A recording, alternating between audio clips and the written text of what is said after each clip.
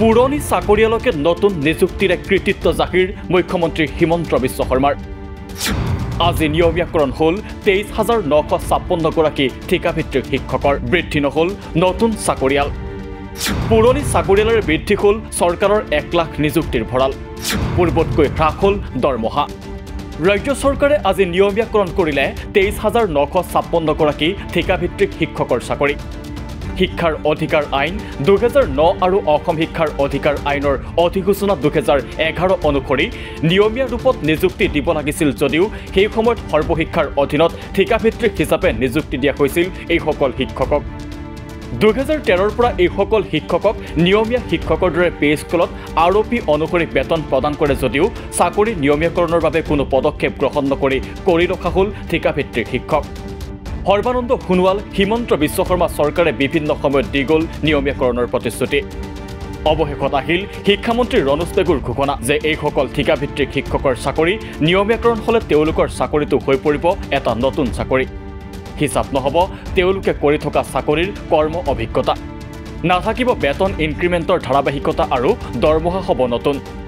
অৰ্থাৎ যোৱা ১১ বছৰে চাকৰি কৰি অহা এইসকল শিক্ষকৰ চাকৰিটো হৈ পৰিল এটা নতুন চাকৰি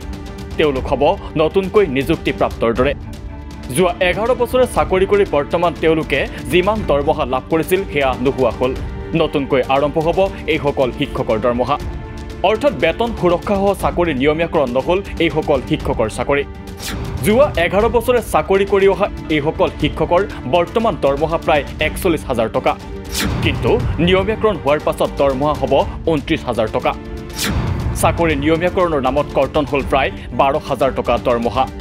এনেদৰে চৰকাৰে ৰাহি কৰিলে মাহে ৰাজকোষৰ ৪২ কোটি টকা বছৰত ৰাহি ৫০৪ কোটি টকা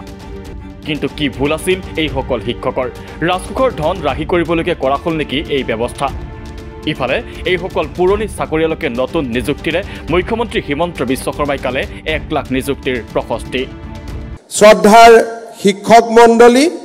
আজি দিনটো আমাৰ বাবে আন এক লক্ষ্য প্ৰাপ্তিৰ বাবেও এটা স্মৰণীয় দিন বিগত নিৰ্বাচনৰ সময়ত মই সিদ্ধান্ত গ্ৰহণ কৰিছিলোঁ আৰু ৰাইজৰ আগত কৈছিলোঁ যে আমাৰ চৰকাৰ যেতিয়া শাসনলৈ আহিব আমি ১ লাখ যুৱক যুৱতীক নিযুক্তি প্ৰদান কৰিম আজি আমাৰ এই নিযুক্তিৰ প্ৰক্ৰিয়াত এই উপস্থিত শিক্ষকসকলক যদি আমি বাদ দিওঁ তথাপিতো আমি ১,৩৯৯টা সংখ্যাত আমি অৱতীৰ্ণ হ'লোঁ অৰ্থাৎ আমাৰ ৰাজ্য চৰকাৰে গৌৰৱেৰে সৈতে আজিৰ দিনটোত আমি ১ লাখ নিযুক্তিৰ যিটো আমাৰ লক্ষ্য আছিল তাক আমি পাৰ কৰিলোঁ আৰু যদি আজি স্থায়ীভাৱে নিযুক্তি পোৱা ২৩,৯৫৫ জন শিক্ষকক আমি যদি হিচাপত লওঁ তেতিয়াহ'লে ২০২১ চনৰ পৰা ৰাজ্য চৰকাৰৰ আমাৰ কৰ্মচাৰীৰ সংখ্যাত ১,২৪,৩৪৫ জন চৰকাৰী কৰ্মচাৰী লিপিবদ্ধ হ'ল